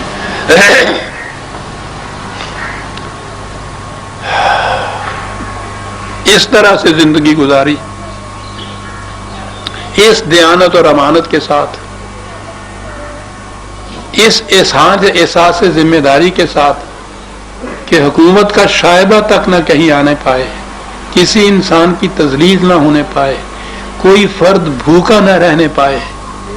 اور اس کے باوجود اپنے آخری وقت میں آپ کو معلوم ہے کہ آپ کو وہ فیروز لولو نے شہید کر دیا تھا. خنجر سے پیٹ چاک ہو گیا ہوا تھا، انتڑیاں کٹ چکی ہوئی تھی. درد کے شدت کے عالم میں صحابہ موجود تھے. اس وقت ایک ہی خیال تھا. تاریخ میں یہ ہے کہ آپ نے ایک سوکھا ہوا تنکا اٹھایا، کہا کہ ایک کاش میں عمر کے بجائے یہ گھاس کا تنکا ہوتا تو مجھ سے آخرت میں مواخذہ تو نہ کیا جاتا. صحابہ نے کہا کہ آپ کس مواخذہ سے ڈر رہے ہیں؟ آپ کی عمر ساری قرآن کریم کے احکام کو نافذ کرنے اور اس کے مطابق عمل کرنے میں گزری ہے. آپ نے تو ایک دنیا کو مومن بنا دیا ہوا ہے. ہم بشارت دیتے ہیں آپ کو کہ خدا کے ہاں آپ کی مغفرت ہوگی اور آپ کی جنت ملے گی آپ کو. ایک فکرہ سنیے اور وہ غالباً آخری فکرہ ہے. کہا کہ مجھے یہ خوف ستا رہا ہے کہ اگر عمر نے کسی پر ظلم کیا ہوگا اور اس کی فریاد آسمان پر پہنچی ہوگی تو عمر کی ساری نیکیاں صاحب عرش کے حضور بے وزن رہ جائیں گی. یہ خوف مجھے ستا رہا ہے. کسی ایک پر بھی ظلم کیا ہوگا اور اس کی فریاد خدا کے عرش تک پہنچی ہوگی تو اس سے مجھے بخشش نہیں مل سکتی. انتقال ہو گیا. وصیت یہ تھی، عمر امیر المومنین 10 لاکھ مربع میل مملکت کا حاکم سربراہ. بات ہوئی کہ جنازے کی نماز کون پڑھائے. روم کے ایک مزدور تھے، حضرت صہیب تھے، اسلام لے آئے ہوئے تھے مزدور. نگاہ دوڑائی، کہا کہ میرے جنازے کی نماز مزدور پڑھائے گا، وہ صہیب ہے جو پڑھائے گا. مزدور کا یہ مقام کہ وہ خلیفۃ المسلمین عمر کی نماز جنازہ پڑھا رہا ہے ان کے ارشاد کے مطابق. قبر کے لیے جی چاہتا تھا. نبی اکرم صلی اللہ علیہ وسلم کی قبر کے ساتھ روضہ طاہر میں حضرت صدیق اکبر کی قبر تھی. جی چاہتا تھا کہ وہاں میں بھی دفنایا جاؤں. خلیفۃ المومنین ہے. بیٹے سے کہا کہ حضرت عائشہ سے جا کے رضی اللہ تعالیٰ عنہ اس سے کہو کہ میری خواہش یہ ہے اگر آپ اجازت دیں تو وہاں مجھے دفنا دیا جائے. وہ اس لیے کہ وہ حجرہ حضرت عائشہ کہلاتا تھا نا. ان سے جا کے کہا, انہوں نے کہا کہ اگرچہ وہ جگہ میں نے اپنے لیے رکھی تھی لیکن میں عمر کو اپنے پر فوقیت دیتی ہوں. ان سے کہیے کہ میں نے اجازت دے دی. اجازت مل گئی, خوش ہو گئے. اور اس کے بعد بیٹے سے کہا کہ میرے مرنے کے بعد ایک دفعہ پھر جا کے پوچھنا, ہو سکتا ہے کہ میری زندگی میں انہوں نے میری خاطر یہ کہہ دیا ہو, مرنے کے بعد یہ بات بھی نہیں رہے گی. اصل وہ تعلق ہے جو کسی حاکم کے مرنے کے بعد رہے گا اس کے ساتھ پیدا ہوتا ہے. پھر پوچھنا ایک دفعہ جا کر. اور پھر پوچھا گیا. عزیزان من, وقت ہوتا جا رہا ہے. یہ داستان بڑی حسین بھی ہے, بڑی غریب بھی ہے, نادر ہے. کہاں تک میں بیان کرتا چلا جاؤں گا. اپنے تو ایک طرف, دوسروں نے بھی ایسا خراج تحسین پیش کیا ہے حضرت عمر کے دور خلافت پر جس کی مثال کہیں نہیں ملتی. انسائکلوپیڈیا آف اسلام میں بڑی تفصیل سے آپ کے دور خلافت کے اوپر لکھا گیا ہے, اور آخر میں لکھا ہے کہ عمر کا زمانہ خلافت بظاہر شخصی حکومت کا دور نظر آتا ہے, لیکن اس کے باوجود کہ وہ ایک شخص کی حکومت تھی, اس میں جنون ملوکیت کا شائبہ تک دکھائی نہیں دیتا. وہ خدا کی حکومت تھی, کسی شخص کی حکومت نہیں تھی. اور اسلامی مملکت کا یہ امتیاز, جیسا کہ قائد اعظم علیہ الرحمہ نے اپنے خطبے میں جواب میں کہا تھا, امتیاز یہ ہے کہ اس میں حکومت کا حق کسی انسان کو نہیں ہوتا.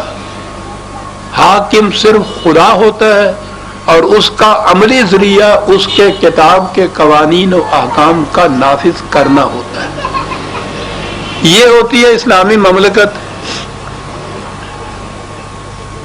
اور یہ ہوتے ہیں وہ انسان جن کے ہاتھوں یہ مملکت قائم ہوتی ہے, مستحکم بنتی ہے. جیسا کہ اس تاریخ نے ہمارے سامنے پیش کر دی ہے, یہ انسان بنے بنائے گھڑے گھڑائے نہیں ملتے, یہ انسان بنانے پڑتے ہیں. سب سے پہلی چیز جو اس اسلامی مملکت کی بنیاد بنتی ہے وہ قانون سازی نہیں. عزیزان من, قانون تو موجود ہوتے ہیں کتاب میں, قرآن میں, وہ انسان سازی ہوتی ہے. اور ظاہر ہے کہ انسان تو وہی بنا سکتا ہے جو خود پہلے آپ انسان ہو. کوئی حیوان تو انسان نہیں بنا سکتا نا. پتھر کے بتوں میں سے تو آپ انسان بلکہ خدا تراش سکتے ہیں, وہ پیشے کی بات ہوتی ہے. انسان تو انسان ہی بنا سکتا ہے, اور اس انسان کا معیار وہ بھی خود نبی اکرم صلی اللہ علیہ وسلم نے بتا دیا. جب آپ سے پوچھا مخالفین نے, قریش نے, کہ اس کا ثبوت کیا ہے کہ آپ جو دعویٰ کر رہے ہیں نبوت کا کہ خدا کے ہاں سے مجھے یہ وحی ملتی ہے, آپ اس میں سچے ہیں اپنے اس دعوے میں, اس کا ثبوت کیا ہے؟ اس کا ثبوت کوئی معجزہ نہیں دکھایا گیا, کوئی دلائل نہیں دیے گئے. ثبوت ملاحظہ فرماؤ عزیزان من, میں نے کہا ہے نا کہ انسان وہی بنا سکتا ہے جو پہلے خود انسان بنا ہوا ہو. آپ نے فرمایا کہ میں نبوت کے بعد کی بات نہیں کر رہا. قد لبثت فیکم عمرا من قبلہ افلا تعقلون, میں نے اس دعوی نبوت سے پہلے ایک عمر تمہارے اندر گزاری ہے. میری اس عمر پہ نگاہ رکھ کے بتاؤ کہ وہ جھوٹے کی زندگی ہوتی ہے یا ایک سچے کی زندگی ہے. جو تمہارا جواب وہی میرا جواب ہے آپ کے سامنے, اور کوئی ایک فرد انگلی تک نہیں اٹھا سکا کہ آپ کی اس زندگی میں کوئی ایک بات بھی ایسی ہو جو قابل اعتراض ہو. یہ انسان وہ ہوتے ہیں کہ جو پھر دوسروں کو انسان بناتے ہیں. وہ تعلیم سے، تبلیغ کے تزکیے سے انسان بنتے ہیں پھر. اور یہ وہ انسان ہوتے ہیں کہ جن کے ہاتھوں سے اسلامی نظام، اسلامی مملکت کا قیام ہوتا ہے. یہ مرحلہ دشوار گزار ہے. یہ میں نے کہا ہے کہ یہ کہیں نہ بکتے ہیں انسان، نہ گھڑے گھڑائے ملتے ہیں. انسان نے جس انسان نے ان کو بنانا ہو، اقبال کہتا ہے کہ ہو صداقت کے لیے جس دل میں مرنے کی طرف،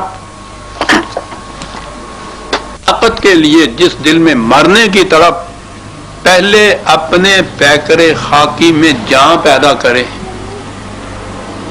بہت مشکل ہے. اور پھر پھونک ڈالے یہ زمین و آسمان مستعار، اور خاک کس طرح سے آپ اپنا جہاں پیدا کرے. محمد الرسول اللہ والذین معہ، انہوں نے یہ کیا تھا. حضور نے ان کے پیکرے خاکی میں جان پیدا کر دی تھی. انہوں نے پھر یہ جہان مستعار، یعنی وہ جو تقلید سے رسوم، عقائد، مناسک، جو کچھ دنیا میں چلا آ رہا تھا، سیاست، مملکت کے عروج و سوال، جتنے بھی یہ چلے آ رہے تھے، پھونک ڈالے یہ زمین و آسمان مستعار. ایک ایک کو پھونک ڈالا، اور اس خاکستر سے ایک نئی دنیا وجود میں آئی کہ جس کو اسلامی نظام یا اسلامی مملکت کہا جاتا ہے. عزیزان مان، یہ ہوتی ہے خصوصیت یا جوہر اس کا کہ جو اسلامی مملکت بنانے کا دائیا لے کے اٹھا ہوگا. اور اگر یہ چیز کہیں نہ ہو تو اس کے بعد اقبال نے بڑے ہی دردناک انداز میں ایک بات کہی ہے. میں تو جب بھی اس پہ غور کرتا ہوں کانپ اٹھتا ہوں عزیزان. پھر وہی بات کہ وہ فارسی کی بات ہے، اسی میں شعر ہے. اس نے کہا کہ تا نہ داری از محمد رنگ و بو، اگر تیری شخصیت میں، تیرے کردار میں اگر محمد صلی اللہ علیہ وسلم کے جوہر کا رنگ و بو نہیں جھلک رہا کہ از درود او میں اعلی نام او خدا کے لیے اس پہ درود نہ بھیج، حضور کا رنگ مالا ہو جائے گا. تیرے درود سے اس پہ درود بھیجنا ہے تو پہلے اپنے اندر اس شخصیت کی صفات حسنہ کا کچھ عکس تو پیدا کر. جب یہ صورت ہو جائے گی، یعنی یہ کہ پھر تم بھیج سکتے ہو درود، ورنہ نہ درود بھیجو. آج درود خود میا لا نام او، میں کیا ترجمہ کروں اس کو. حضور کا اس میں گرامی میلا ہو جائے گا تیرے اس درود سے کہ جس درود پڑھنے والے کے اندر وہ خصوصیتیں نہیں ہیں. عزیزان من، عنوان تھا میرا آج کے خطاب کا اسلامی نظام قائم کرنے والے. یہ ہوتے ہیں اسلامی نظام قائم کرنے والے، اور یہ ہوتی ہے وہ اسلام، ہوتا ہے وہ اسلامی نظام یا اسلامی مملکت. وقت ہو گیا. آپ احباب کا شکریہ. یہ محفلیں بڑی سعادت مند ہوتی ہیں. حضور نبی اکرم صلی اللہ علیہ وسلم کے میلاد کے سلسلے میں عام طور پہ کہا جاتا ہے، میرے نزدیک کسی تاریخ کا، کسی وقت کا، کسی دن کا تعین کچھ معنی نہیں رکھتا. جب اور جہاں بھی یہ محفل ہو جس میں تذکار جلیلہ ہو محمد رسول اللہ والذین معہ کا رضی اللہ تعالیٰ عنہ ہو، وہ محفل ہزار مسرتوں اور نشاط انگیزیوں کا موجب ہوتی ہے. اللہ کا احسان ہے کہ اس نے ہمیں آج کی اس محفل میں شرکت کی سعادت نصیب کرائی. ربنا تقبل منا انک انت السمیع العلیم. شکریہ احباب.